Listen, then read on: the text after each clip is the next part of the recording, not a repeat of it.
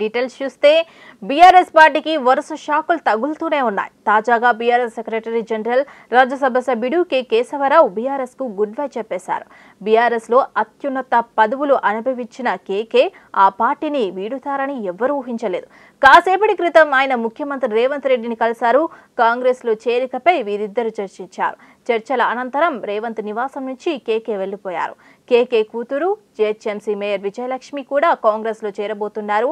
10 ఏళ్ల తర్వాత కేకే తన సొంత గూడు కాంగ్రెస్ లోకి చేరబోతున్నారు. నిన్న ఎర్రవెల్లిలోని ఫామ్ హౌస్ కు వెళ్లి బీఆర్ఎస్ అధినేత కేసీఆర్ తో కేకే భేటీ అయిన సంగతి తెలిసిందే. కేకే పార్టీ మారుతుండడంపై కేసీఆర్ సీరియస్ అయినట్టు మీడియాలో వార్తలు వచ్చాయి. 10 ఏళ్లు అధికారాన్ని అనుభవించి ఇప్పుడు పార్టీ మారితే ప్రజలు ఏమనుకుంటారో ఆలోచించారా అని కేసీఆర్ ప్రశ్నించినట్టు సమాచారం. దేనికి సమాధానాలు ఇవ్వలేని కేకే చివరకు తన కెరీర్ కాంగ్రెస్ లోనే ప్రారంభమైందని, కాంగ్రెస్ తోనే చచ్చిపోతానని చెప్పి అక్కడి నుంచి వచ్చేసినట్టు తెలుస్తోంది. మరోవైపు బీఆర్ఎస్ ఎమ్మెల్యే మాజీ మంత్రి కడియం శ్రీహరి కూడా పార్టీ మారుతున్నట్టు సంకేతాలు అందుతున్నాయి. తెలంగాణ రాజకీయాల్లో మరో కీలక పరిణామం చోటు చేసుకునే అవకాశం కనిపిస్తోంది. బీఆర్ఎస్ ఎమ్మెల్యే మాజీ మంత్రి కడియం శ్రీహరి కాంగ్రెస్ లో చేరబోతున్నారు. కడియం శ్రీహరికి ముఖ్యమంత్రి రేవంత్ రెడ్డి ఫోన్ చేశారు. రాష్ట్రంలోని తాజా రాజకీయ పరిణామాలపై శ్రీహరితో రేవంత్ చర్చించారు. రేపు కాంగ్రెస్ పార్టీలోకి కడియం శ్రీహరి చేరబోతున్నారు. కడియం శ్రీహరి కూతురు కడియం కావ్య బీఆర్ఎస్ కు రాజీనామా చేసిన సంగతి తెలిసిందే.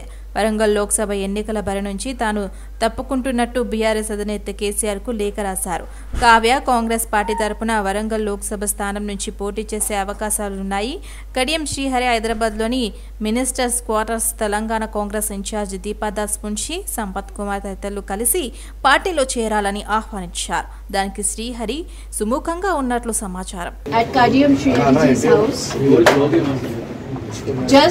I am just carrying the party's request from AICC that just requesting him and inviting him to join Congress party.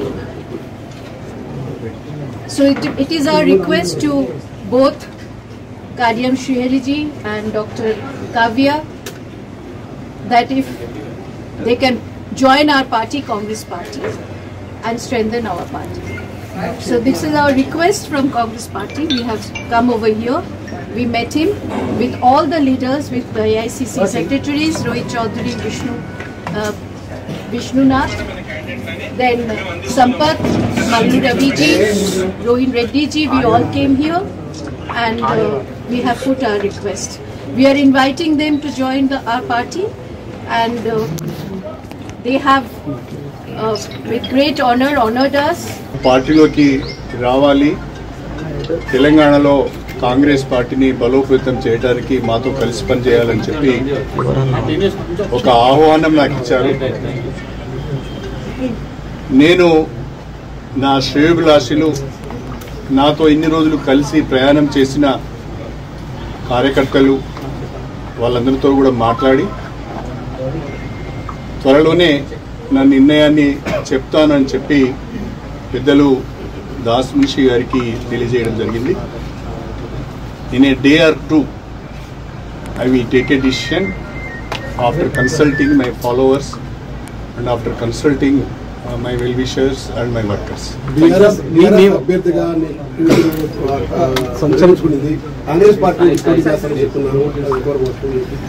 ఇంకా కాంగ్రెస్ పార్టీలోనే చేరలేదు. అప్పుడే కాంగ్రెస్ పార్టీ అభ్యర్థిగా పోటీ చేస్తామని ఎలా చెప్తారు? కాబట్టి yet I have not taken a decision. I have to take a decision first. రాష్ట్రంలో 4 స్థానాలు మినహా లోక్సభ అభ్యర్థుల ఎంపిక పూర్తి కావడంతో ప్రచార కార్యాచరణపై కాంగ్రెస్ దృష్టి సారించింది. పిసిసి అధ్యక్షుడు ముఖ్యమంత్రి రేవంత్ రెడ్డి అధ్యక్షతన సాయంత్రం 5 గంటలకు కార్యవర్గ సమావేశం జరగనుంది. కాంగ్రెస్ 100 రోజుల పాలన, తుకుగూడ సభ ఎన్నికల వ్యూహాలు, జాతీయ మేనిఫెస్టో వంటి అంశాలపై చర్చించనున్నారు. మరోవైపు ప్రచార కమిటీ సమావేశం కూడా ఇవాళ జరగనుంది. లోక్సభ ఎన్నికలకు సమయం దగ్గర పడుతుండటంతో కాంగ్రెస్ పార్టీకి అభ్యర్థుల ఎంపికలో ఆటుపోట్లు తగులుతున్నాయి. ఇప్పటికే పలు ఎంపీ స్థానాలకు గాను టికెట్ ఆశించి భంగపడిన నాయకులు తమ అసంతృప్తిని బాహటంగానే వ్యక్తపరుస్తున్నారు. అదేవిధంగా ఇటీవలే పార్టీలోకి వలస వచ్చిన నేతలు సైతం ఏఐసీసీకి జలకిస్తున్నారు. ఈ క్రమంలోనే ఇటీవల బీఆర్ఎస్ను కాంగ్రెస్ పార్టీలో చేరిన దానం నాగేందర్ అధిష్టానానికి షాక్ ఇచ్చినట్లుగా సమాచారం. సికింద్రాబాద్ ఎంపీ టికెట్ హామీతో పార్టీలో చేరిన ఆయన ప్రస్తుతం ఎమ్మెల్యే పదవికి రాజీనామా చేసేందుకు ఒప్పుకోవటం లేదని తెలుస్తోంది. అయితే రాజీనామా చేస్తేనే ఎంపీ టికెట్ ఇస్తామని దానంకు పార్టీలో చేరే ముందు ఏఐసీసీ చెప్పినా అప్పుడు అంగీకరించకపోవడం ఏఐసీసీకి కోపం తెప్పించినట్లు తెలుస్తోంది. ఈ నేపథ్యంలో సికింద్రాబాద్ ఎంపీ అభ్యర్థిని మార్చే యోచనలో కాంగ్రెస్ అధిష్టానం భావిస్తోంది. అయితే ఇప్పటికే సికింద్రాబాద్ పార్లమెంట్ స్థానం నుంచి టికెట్ ఆశిస్తున్న బొంతు రామ్మోహన్ పేరును మరోసారి ఏఐసీసీ పరిశీలిస్తోందనే టాక్ వినిపిస్తోంది. బీఆర్ఎస్ అధినేత మాజీ సీఎం కేసీఆర్ మరో కీలక నిర్ణయం తీసుకున్నారు. వరంగల్ లోక్సభ పోటీ నుంచి తప్పుకుంటున్నట్లు కడియం కావ్య ప్రకటించిన నేపథ్యంలో ఆ స్థానం నుంచి మరో కీలక వ్యక్తిని బరిలో పెట్టాలని నిర్ణయం తీసుకున్నారు. ఈ నేపథ్యంలోనే సినీ నటుడు బాబు మోహన్ కు అవకాశం కల్పించినట్లు తెలుస్తోంది. ఈ విషయమై స్వయంగా కేసీఆర్ బాబు మోహన్ కు ఫోన్ చేసి చెప్పినట్లు సమాచారం. ఎన్నికల షెడ్యూల్ కు ముందు బీజేపీ నుంచి టికెట్ ఆశించిన బాబు మోహన్ టికెట్ రాదన్న విషయం తెలిసి ఆ పార్టీకి రాజీనామా చేశారు. కేఏ పాల్ నేతృత్వంలోని ప్రజాశాంతి పార్టీలో చేరి ఆ పార్టీ నుంచి వరంగల్లో పోటీ చేయాలని భావించారు. అయితే గురువారం రాత్రి బీఆర్ఎస్ లో జరిగిన అనూహ్య పరిణామాల దృష్ట్యా బాబు మోహన్ కు కేసీఆర్ ఫోన్ చేసినట్లు వార్తలు వినిపిస్తున్నాయి. 2 రోజుల్లో ఆయనకు టికెట్ కన్ఫర్మ్ అయ్యే అవకాశాలు కనిపిస్తున్నాయి. లోక్సభ ఎన్నికల్లో గెలిపే లక్ష్యంగా బీజేపీ పార్టీ అడుగులు వేస్తోంది. సికింద్రాబాద్ అసెంబ్లీ తార్నాక డివిజన్లో కేంద్ర మంత్రి కిషన్ రెడ్డి పర్యటించారు. మే 13వ తేదీన తెలంగాణలో లోక్సభలో ఎన్నికలు ఉన్నాయి. దేశవ్యాప్తంగా ఎంపీ ఎన్నికల ప్రచారం ఉధృతంగా సాగుతోందని కేంద్ర మంత్రి కేఎన్ రెడ్డి అన్నారు. తెలంగాణలో 4వ విడతలో మే 13న ఎన్నికలు ఉన్నాయని, జూన్ 4న ఫలితాల సందర్భంగా అన్ని రకాల ప్రచార కార్యక్రమాలు చేపట్టామన్నారు. ప్రధానమంత్రి ఎంపీ ఎన్నికల ప్రచార 5 సభల్లో పాల్గొన్నారని తెలిపారు. అభ్యర్థులందరూ కూడా తమ నియోజకవర్గాల్లో పర్యటిస్తున్నారని తెలిపారు. అందరూ విధిగా ఓటు హక్కు వినియోగించుకోవాలని అన్నారు. ఓటు అనేది మన హక్కు, ఓటు హక్కు వినియోగించుకోవడం మన బాధ్యత అని అన్నారు. శ్రీకార్ శ్రీనివాస్ అపార్ట్మెంట్స్ మనకందరూ తెలుసు, చాలా మంచి అపార్ట్మెంట్స్గా ఇక్కడ పేరు తెచ్చుకుంది.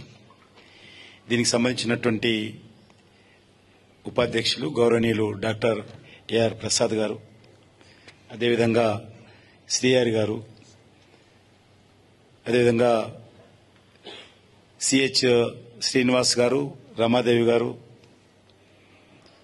అదేవిధంగా మెట్రో కాస్టిల్ అపార్ట్మెంట్ సంబంధించినటువంటి అధ్యక్షులు శ్రీమతి శ్రీదేవి గారు,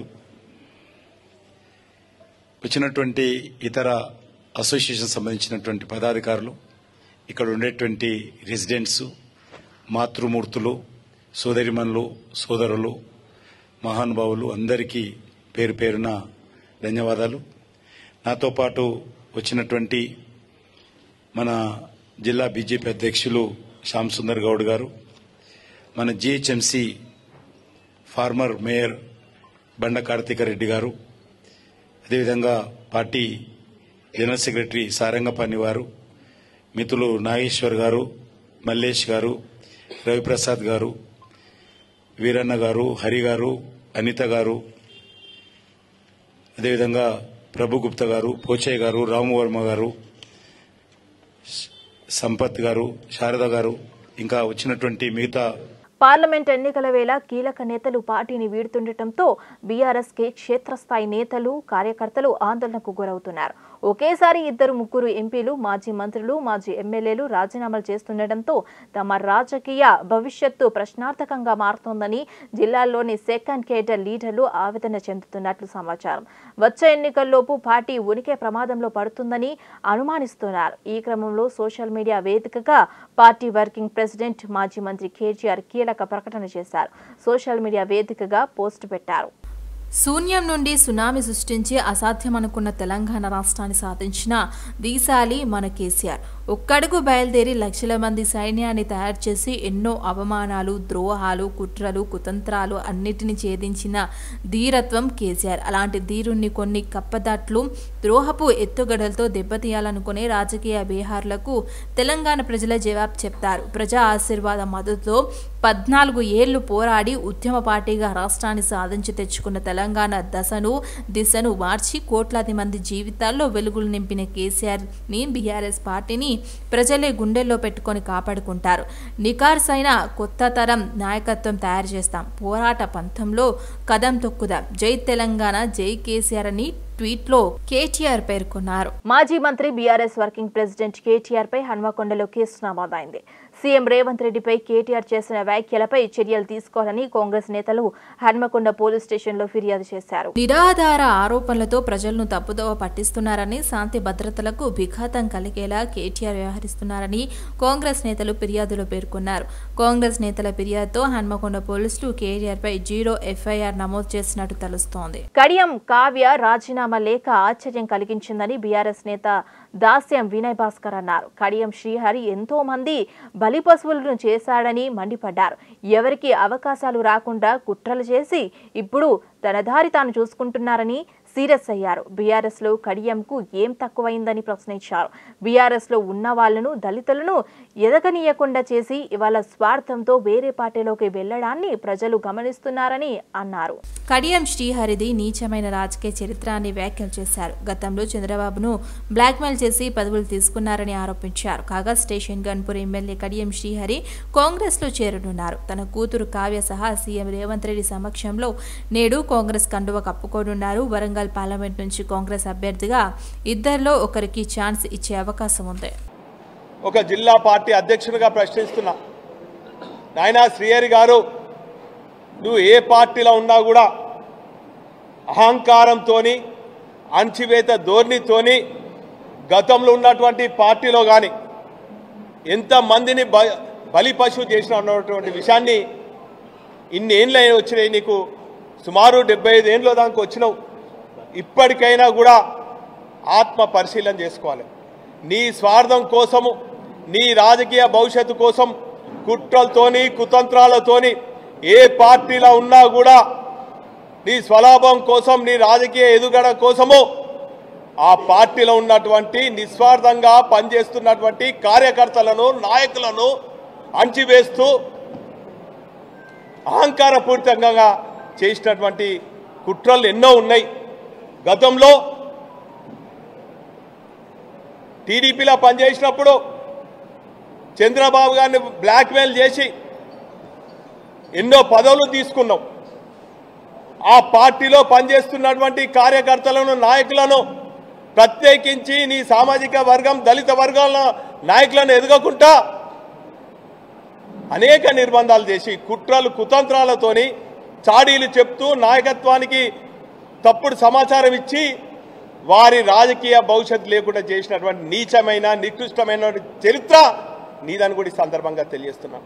ముషీరాబాద్ నియోజకవర్గంలోని బొలక్పూర్ డివిజన్లోని ఆసిర్ ఖాన్ లో జరిగిన ఇఫ్తార్ విందుకు ముషీరాబాద్ శాసనసభ్యులు ముఠా గోపాల్, సికింద్రాబాద్ ఎమ్మెల్యే, సికింద్రాబాద్ పార్లమెంట్ అభ్యర్థి పద్మారావు గౌడ్ ముఖ్య అతిథులుగా హాజరయ్యారు. ఈ క్రమంలో నగర నాయకులు ఎంఎన్ శ్రీనివాస్, బీఆర్ఎస్ రాష్ట్ర మాజీ కార్యదర్శి Edla Haribabu Yadav, Bholakpur division president Y Srinivas, Musheerabad division president Sridhar Reddy, BRS senior నాయకులు మహమ్మద్ అలీ, అజయ్ ముదిరాజ్, శ్రీధర్ చారి, ముక్తర్ హుసేన్, శివం ముదిరాజ్, మీడియా ఇన్ఛార్జ్ ముచ్చకూర్తి ప్రభాకర్, ఎల్డెట్ రాజు, అలాగే ఫిరోజ్ ఖాన్, రజనీకాంత్, వహీద్ అలీ, ఆజా హుస్సేన్, ముబారక్, సదా, మనోజ్, ఆరిఫ్ మరియు ముస్లిం సోదరులు తదితరులు పాల్గొన్నారు. భువనగిరి కాంగ్రెస్ పార్టీ అభ్యర్థిగా అవకాశం కల్పించిన తెలంగాణ ముఖ్యమంత్రి రేవంత్ రెడ్డికి జిల్లా మంత్రి కోమటిరెడ్డి వెంకరెడ్డి, ఉత్తమ్ కుమార్ రెడ్డికి చామల కిరణ్ కుమార్ రెడ్డి కృతజ్ఞతలు తెలిపారు. తనకు మద్దతుగా నిలిచిన భువనగిరి పార్లమెంట్ ప్రజలకు, నాయకులకు, కార్యకర్తలకు ధన్యవాదాలు తెలిపారు. తాను ప్రజలకు న్యాయం చేయాల్సిన ఉద్దేశంతో రాజకీయాలకు వచ్చానని ఆయన వెల్లడించారు. నాకు ముఖ్యంగా ఈ అవకాశాన్ని కల్పించినటువంటి కాంగ్రెస్ నాయకులు, ముఖ్యమంత్రి వర్యులు, రాష్ట్ర కాంగ్రెస్ పార్టీ అధ్యక్షులు రేవంత్ రెడ్డి గారికి, నల్గొండ జిల్లా మంత్రివర్యులు కోమటిరెడ్డి వెంకటరెడ్డి గారికి, ఉత్తమ్ రెడ్డి గారికి, మరియు 7 నియోజకవర్గాలలో ఉన్నటువంటి ఎమ్మెల్యేలు, ముఖ్యంగా రాజగోపాల్ రెడ్డి గారు, అలాగే వేముల వీరేశం గారు, మల్రెడ్డి రంగారెడ్డి గారు, కుంభం అనిల్ గారు, పీర్ల ఐలయ్య గారు, మందుల శామ్యుల్ గారు, అలాగే కొమ్మూరి ప్రతాప్ రెడ్డి గారు, వీళ్ళందరి ఆశీర్వాదంతో నాకు ఈరోజు కాంగ్రెస్ పార్టీలో ఈ యొక్క అవకాశం కలిగింది. అలాగే రెండో అంశం, నా అభ్యర్థి ఖరారైన తర్వాత చాలా మంది నాకు ఫోన్లు చేయడం జరుగుతుంది. చాలామంది ఫోన్లు రిసీవ్ చేసుకోలేని పరిస్థితి, ఎందుకంటే ఢిల్లీ నుంచి నిన్న సాయంత్రమే వచ్చిన. ముఖ్యంగా మన ముఖ్య నాయకులందరి బ్లెస్సింగ్స్ తీసుకొనికే వాళ్ళందరినీ కలవడం జరుగుతుంది. రేపటి నుంచి అంటే ఈ రోజు సాయంత్రం పిసిసి కార్యవర్గ సమావేశం కూడా ఉంది. రేపటి నుంచి నేను అంబర్పేటలో నారాయణ జూనియర్ కాలేజ్ పక్కలోనే మనం ఒక పక్కనే ఉన్నటువంటి ప్రాంతంలో మనము ఒక చిన్న కార్యాలయాన్ని ఏర్పాటు చేసుకున్నాం. మీరందరూ కూడా అక్కడికి వస్తే కలవచ్చు. మీ అందరికీ కూడా రిటర్న్ నేను ఫోన్ కాల్ చేయడం జరుగుతుంది. ప్రతి మండల పార్టీ అధ్యక్షులకు, ఎంపీటీసీలుగా నిలబడ్డ వారికి, సర్పంచ్లుగా నిలబడ్డ వారికి, ముఖ్యంగా కాంగ్రెస్ పార్టీ ఫ్రంటల్ అంటే మహిళా Congress, youth Congress, NSUI, ST cell, SC cell, BC cell నాయకులందరికీ కూడా నేను సంప్రదించే ప్రయత్నం చేస్తా. నేను మీ ఇంటి బిడ్డను. నేను ఏ సామాజిక వర్గానికి న్యాయం చేయాలని కాదు, ప్రజలకు న్యాయం చేయాలన్న ఒక ఉద్దేశంతో రాజకీయాలకు రావడం జరిగింది. ఎన్నో ఏళ్ల కృషి తర్వాత నాకు ఈరోజు కాంగ్రెస్ పార్టీ అవకాశం ఇచ్చింది. Additional SP Bhujangarao తిరుపతన్నలను Chanchalguda jail నుండి కస్టడీలోకి తీసుకున్నారు పంజాగుట్ట పోలీసులు. ఉస్మానియాలో వైద్య పరీక్షల అనంతరం బంజారాహిల్స్ తీసుకెళ్లారు. ఇవాల్టి నుంచి 5 రోజుల పాటు న్యాయవాది సమక్షంలో ఇద్దరిని విచారించనుంది దర్యాప్తు బృందం. ఇప్పటికే భుజంగారావు తిరుపతన్నకు సంబంధించిన ఆధారాలను సేకరించింది దర్యాప్తు బృందం. భుజంగారావు తిరుపతన్న స్టేట్మెంట్ కీలకంగా మారనుంది. వీరు ఇచ్చే సమాచారంతో మరిన్ని అరెస్టులు జరిగే అవకాశం ఉన్నట్లు తెలుస్తోంది. మరోవైపు ప్రణీత్ రావు మరోసారి కస్టడీకి ఇవ్వాలని పోలీసులు వేసిన పిటిషన్ను కోర్టు తిరస్కరించింది. పటాన్చేరు ప్రభుత్వ ఆసుపత్రిలో పనిచేస్తున్న వర్కర్లకు 4 నెలల పెండింగ్ జీతాలు వెంటనే చెల్లించాలని కార్మికులు సిఐటియు జిల్లా ఉపాధ్యక్షుడు నాగేశ్వరరావు డిమాండ్ చేశారు. ఆసుపత్రి వద్ద సిఐటియు ఆధ్వర్యంలో నిరసన చేపట్టారు. ప్రభుత్వ ఆసుపత్రిలో 40 మంది కార్మికులు 12 సంవత్సరాలుగా పనిచేస్తున్నారు. వీరంతా ఆసుపత్రిలో పారిశుద్ధ పనులు, నిర్వహణ, సెక్యూరిటీ, ఆపరేషన్ థియేటర్ పనులు, అంబులెన్స్ డ్రైవర్, ఇతర పనులు చేస్తున్నారని, వీరికి 12,000 రూపాయలు వేతనం ఇస్తున్నారని ఆవేదన వ్యక్తం చేశారు. జీవో 60 ప్రకారం 15,600 వేతనం ఇవ్వాల్సి ఉండగా కాంట్రాక్టర్కు బెదిరిస్తూ ఇబ్బందులకు గురి చేస్తున్నారన్నారు. కనీస వేతనం 26,000 చెల్లించాలని డిమాండ్ చేశారు. అనంతరం ఆర్ఎంకు వినతి పత్రం అందజేశారు. కార్యక్రమంలో వీరేజ్, గోపాల్, నాగేష్, రాంబాబు, రేణుక, సామయ్య, భిక్షపతి ఇతరులు పాల్గొన్నారు. సనత్ నగర్ క్రిస్టియన్ యూత్ ఆధ్వర్యంలో గుడ్ ఫ్రైడే పురస్కరించుకొని క్రాస్ ర్యాలీ నిర్వహించారు. ఈ కార్యక్రమంలో సనత్ నగర్ డివిజన్లోని Methodist church, Baptist church, CSI church, independent united church, అలాగే CS church, Bethel prayer house సంఘాల సభ్యులు, క్రైస్తవులు పాల్గొన్నారు.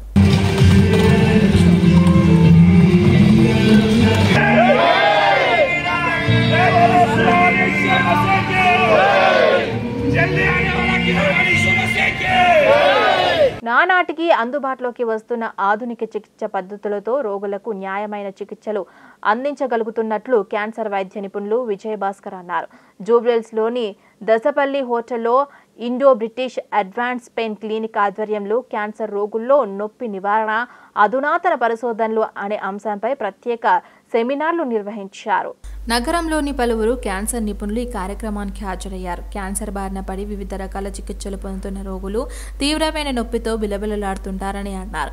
ముఖ్యంగా రేడియేషన్ వంటి చికిత్సలు తీసుకుంటున్న వారిలో క్లిష్టమైన నొప్పులు వారిని మానసిక ఒత్తిడికి గురిచేస్తుంటాయని అన్నారు. ఇతర వైద్య చికిత్సలు లాగానే నొప్పులతో బాధపడుతున్న వారికి నాణ్యమైన చికిత్సలు అందుబాటులో ఉన్నాయని చెప్పారు. మందులతో పాటు వివిధ రకాల థెరపీస్తో రోగికి నొప్పి లేని జీవితాన్ని అందించాలని అన్నారు. జీవిత చరమాంకంలో హాయిగా జీవించేందుకు తాము చికిత్సలు అందిస్తున్నట్లు తెలిపారు. మెడికల్ అడ్వాన్సెస్ ఏవైతే ఉన్నాయో ఈ అడ్వాన్సెస్ తోటి మనము క్యాన్సర్ని దాదాపుగా సమూలంగా నిర్మూలించడానికి కావాల్సిన అన్ని రకాల మెడికల్ అడ్వాన్సెస్ కానీ సదుపాయాలు కానీ ఇప్పుడు మనకి ఇక్కడ హైదరాబాద్లో అవైలబుల్గా ఉన్నాయి. సో ఇప్పుడు ఈ క్యాన్సర్కి సంబంధించి రకరకాల మందులు, కొత్త తరహా మందులు వచ్చేసాయి. పేషెంట్కి సైడ్ ఎఫెక్ట్స్ తక్కువగా ఉండి నొప్పిని కంట్రోల్ చేసే మందులు చాలా వరకు వచ్చేసాయి. అవి తగ్గని వాళ్ళకి నెక్స్ట్ రకరకాల ఇంజెక్షన్లు, రకరకాల కెమికల్స్ తోటి నరాలని ఎక్కువగా ఇబ్బంది పెట్టకుండా నొప్పి తగ్గించడానికి కావాల్సిన రకరకాల ట్రీట్మెంట్లు మనకి అవైలబుల్గా ఈ రోజున మెడికల్గా వచ్చేసాయి. అంతేకాకుండా ఈ కొత్త కొత్త ఇంప్లాంట్స్ అంటే మన పేస్ మేకర్ లాంటి డివైజెస్ ఏవైతే ఉంటాయో అలాంటి పంపులు కానీ, అందులో మందులు నింపిన పంపులు కానీ, లేక ఎలక్ట్రికల్గా వాడే కొన్ని డివైజెస్ కానీ, వీటి వల్ల నరాలకి నొప్పి తెలియకుండా మనం మార్చగలిగే ఎన్నో రకాల కెపాసిటీ మన దగ్గర ఇప్పుడు బిల్డప్ చేసుకున్నాం మనము. సో ఇలాంటి ట్రీట్మెంట్స్ అన్నిటికి కూడా మనకి ఇండో బ్రిటిష్ అడ్వాన్స్ పెయిన్ క్లినిక్లో మీరు కనుక సంప్రదించినట్లయితే ఏ రకమైన ట్రీట్మెంట్ మీకు సూటబుల్ అవుతుంది అనేది అసెస్ చేసి ఈ కాంబినేషన్ ట్రీట్మెంట్ తోటి మీకు ఒక ట్రీట్మెంట్ ప్యాకేజ్ అనేది మనము తయారు చేయడానికి వీలు పడుతుంది అనమాట. ఇలాంటి వాటితోటి మన ఇంట్లో ఎంతో ప్రేమగా ఉండే మన పెద్దవాళ్ళు కానీ మన ఇంట్లో ఎవరికైతే కూడా క్యాన్సర్ ఎవరికైతే వచ్చి ఉంటుందో ఉస్మానియా యూనివర్సిటీ 2024-25 ఆర్థిక సంవత్సరానికి చెందిన వార్షిక బడ్జెట్ను నిర్వహించి అకాడమీ సెనెట్ సమావేశంలో ప్రవేశపెట్టారు. ఓయూ బడ్జెట్లో మొత్తం ఆదాయం 718,86,00,000 చూపెట్టారు. గత ఆర్థిక సంవత్సరం ముగింపు నాటికి 32,91,00,000 ఓపెనింగ్ బ్యాలెన్స్తో కలిపి మొత్తం 751,77,00,000 నిధులు అందుబాటులో ఉండగా వ్యయం 796,45,00,000గా చూపెట్టారు. 44,68,00,000తో పాటు బడ్జెట్ను ఆమోదించారు. ప్రభుత్వం ఇచ్చే బ్లాక్ గ్రౌండ్ 487,03,00,000 మిగిలిన నిధులను ఉస్మానియా యూనివర్సిటీగా అంతర్గతంగా సమకూర్చుకోనుంది. ఓయూ పరిపాలన భవనంలోనే సెనెట్ హాల్లో అకాడమిక్ సెనెట్ జరిగిన సమావేశంలో వైస్ ఛాన్సలర్ ప్రొఫెసర్ రవీందర్ 2023-24 ఆర్థిక సంవత్సరానికి సంబంధించిన వార్షిక నివేదికను చదివి వినిపించారు. ఇక ఈ నివేదికలో గత ఆర్థిక సంవత్సరంలో చేపట్టిన అభివృద్ధి పనులు, తీసుకున్న ప్రత్యేక చర్యలు తదితర వాటిని వివరించారు. యూనివర్సిటీకి నిర్వహించనున్న కామన్ ఎంట్రన్స్ టెస్టుల గురించి పేర్కొన్నారు. అనంతరం ఓయూ కామర్స్ విభాగం సీనియర్ ప్రొఫెసర్ వి అప్పారావు బడ్జెట్ను ప్రవేశపెట్టారు.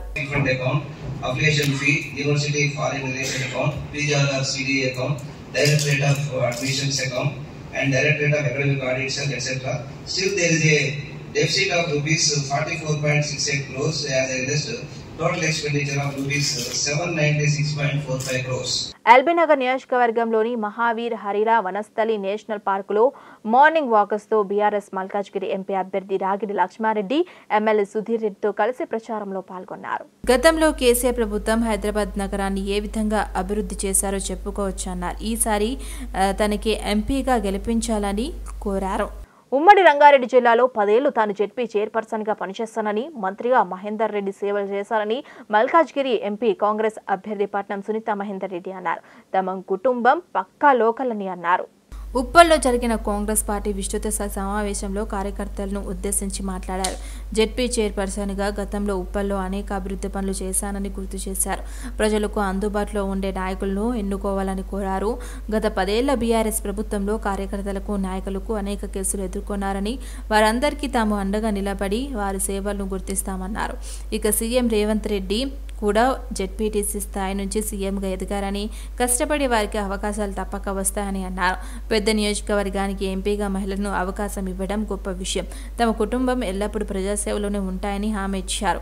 మహిళలు చట్టసభల్లో ఎదగటానికి మంచి అవకాశం వచ్చిందని అన్నారు. ప్రభుత్వం అమలు చేస్తున్న 6 గ్యారెంటీలను ఇంటింటికి ప్రచారం చేస్తే భారీ మెజార్టీతో గెలిపిస్తామని అన్నారు. మీకు ఎప్పుడు అందుబాటులో ఉంటానని, ఎప్పుడైనా తనకు ఫోన్ చేయొచ్చని సూచించారు. మల్కాజ్గిరి పరిధిలో పెద్ద స్కేల్ డెవలప్మెంట్ కేంద్రాన్ని ఏర్పాటు చేస్తున్నామని హామీ ఇచ్చారు. ఈ సమావేశంలో మంత్రి తుమ్మల నాగేశ్వరరావు పాల్గొన్నారు. కాంగ్రెస్ ప్రజా ప్రతినిధులు అదేవిధంగా ప్రతి ఒక్కరం కంకణ బదులమై మరి సునీత మహేందర్ రెడ్డి గారిని గెలిపించుకోవడం తెలియజేస్తున్నారు. జై కాంగ్రెస్. గెలిపించడం జరిగింది. ఇక్కడ గెలిచినాకనే గౌరవ ముఖ్యమంత్రి గారు రేవంత్ రెడ్డి గారు సీఎం అయినారు. కాబట్టి ఇక్కడ ఆయన కాన్స్టిట్యూన్సీ, ఆయన పార్లమెంట్ నియోజకవర్గంని పెద్ద ఎత్తున అభివృద్ధి చేయబోతున్నారు. ఇప్పుడు మీరు గెలిపిస్తే మాత్రం తప్పకుండా అన్ని విధాల మల్కాజ్గిరి అభివృద్ధి జరుగుతుంది. లేకపోతే మళ్ళీ 10 సంవత్సరాలు వెనుకబడిపోతారు. కాబట్టి ప్రతి ఒక్కరూ దయచేసి తెలుసుకొని మీరు సీఎం గారిని గెలిపించినట్టు అనుకోండి, నన్ను కాదు సీఎం గారిని గెలిపించి మీరు అన్ని విధాల అభివృద్ధి చేసుకోవచ్చు. మీ ఫ్యూచర్ జనరేషన్ కోసం కూడా అభివృద్ధి అనేది సాధ్యమవుతుంది. కాబట్టి